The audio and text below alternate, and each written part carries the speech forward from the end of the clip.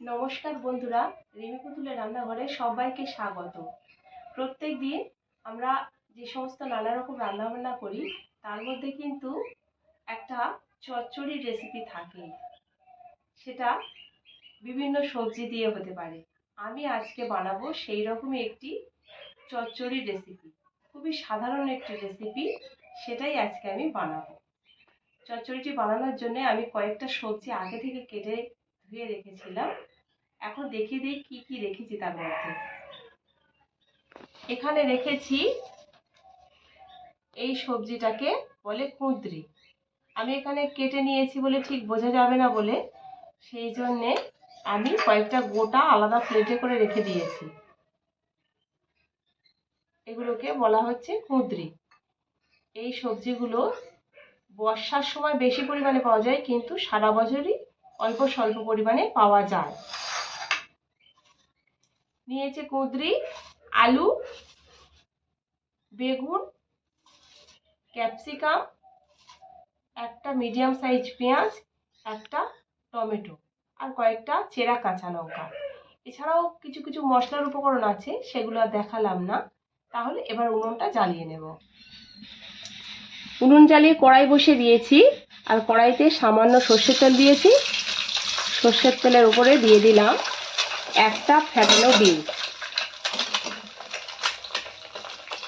এই ডিমটা একটু ভেজে নেব।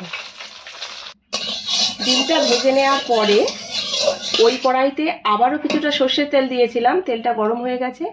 এখন ফোড়নে দিচ্ছি গোটা জিরে, একটা শুকনো লঙ্কা। কয়েক সেকেন্ড ফোড়নটা এইরকম ভেজে নিলাম।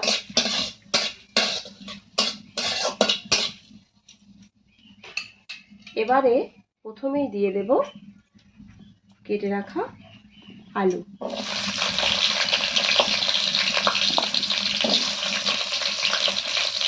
আলুটা একটু ভাজা ভাজা করে নেব। আলুটা একটু ভাজা ভাজা করে নেওয়ার পর এখন এর মধ্যে দিয়ে দিচ্ছি কেটে রাখা পেঁয়াজ।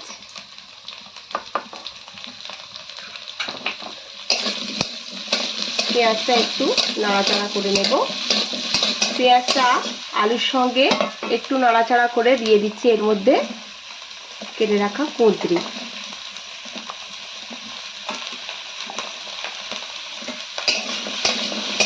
এখন কুঁদরিগুলো ভালো করে একটু নাড়াচাড়া করে নেব।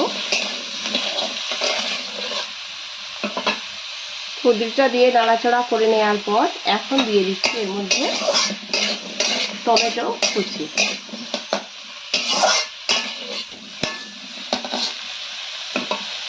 এই সবজিগুলো নেড়ে চেড়ে নেওয়ার পরে এখন এর মধ্যে দিয়ে দিচ্ছি বেগুন আর ক্যাপসিকামের টুকরো।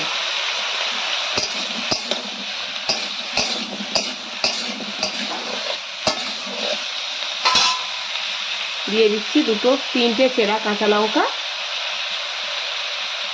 আর দিয়ে দেব আদা বাটা।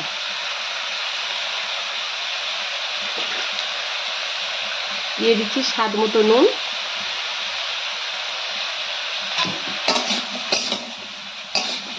এখন এই সবজিগুলো একটু ঢাকা দিয়ে এর মধ্যে থাকা জলটা একটু কষিয়ে কমিয়ে আনবো।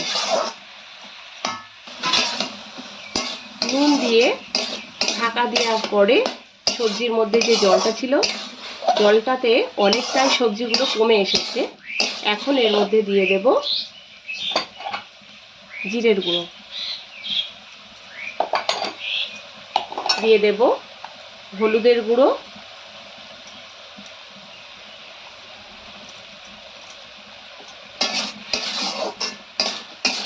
আবারও ঢাকা দিয়ে এই রান্নাটা এখনো 10 মিনিট করে নেব।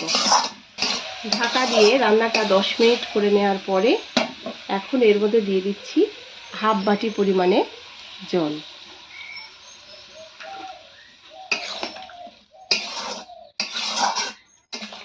এখন এই রান্নাটা ঢাকা দিয়ে 10 মিনিট মতো, 10 মিনিট নয়, এই 7-8 মিনিটের মতো আমি মিডিয়াম আঁচে বসিয়ে রাখবো। 7 মিনিট মতো ঢাকা দিয়ে রান্নাটা করে নিয়েছি। এখন এর মধ্যে দিয়ে দিলাম হাফ চামচ চিনি, আর এর মধ্যে দিয়ে দিচ্ছি এখন আগে থেকে ভেজে রাখা ডিমটা দিয়ে দিলাম। রান্নাটা আমার একদমই হয়ে এসেছে, এখন নামিয়ে নেব। তো বন্ধুরা, তৈরি হয়ে গেছে আমার আজকের রেসিপি, সাধারণ একটি চচ্চড়ির রেসিপি। ভিডিওটি পুরো দেখার অনুরোধ রইল। আর যদি ভালো লেগে থাকে লাইক, শেয়ার, কমেন্ট করে জানাবেন। চ্যানেলটিকে সাবস্ক্রাইব করে আমার পাশে থাকবেন। আজকের মতো এখানে শেষ করছি। ভালো থাকবেন, ধন্যবাদ।